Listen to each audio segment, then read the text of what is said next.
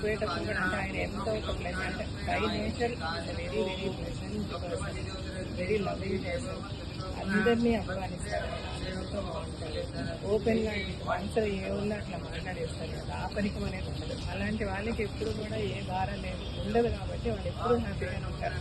వాళ్ళు బతుకున్నంతకాలం హ్యాపీగానే ఉంటారు, చనిపోవడం కూడా అంతే హ్యాపీగా చనిపోతారు. ఆ తర్వాత కూడా వాళ్ళని అందరూ కూడా అంత హ్యాపీగా గుర్తుపెట్టుకుంటాం. ఎందుకంటే వాళ్ళ వల్ల ఎవరికైతే చెడు జరగదు, వాళ్ళ గురించి సరే మనం తిట్టుకునే అవకాశం ఉంటుంది. సో అలాంటి ఒక సోల్ ఆయన, very pure soul. And for many years నా చైల్డ్హుడ్ నుంచి ఆయన మాకు తెలుసు. చెన్నైలో మేము ఉన్నప్పటికీ మా ఇంటి ఎదురుగా ఉండేవాళ్ళు, నేను చిన్నపిల్లప్పటి నుంచి. So it's very though it's very sad. అప్పటి మనకి మరణం అనేది, but I'm happy, had a very peaceful life and may his soul rest in peace. అందరికీ నమస్కారం. నారాయణరావు గారు అంటే నాకు చాలా ఇష్టం. ఎందుకంటే very kind heart, kind person.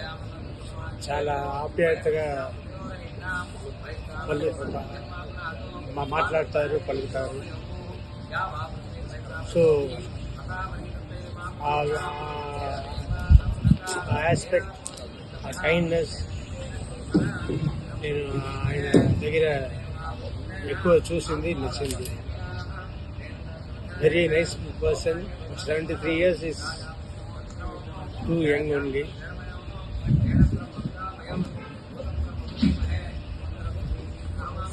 Rest in peace.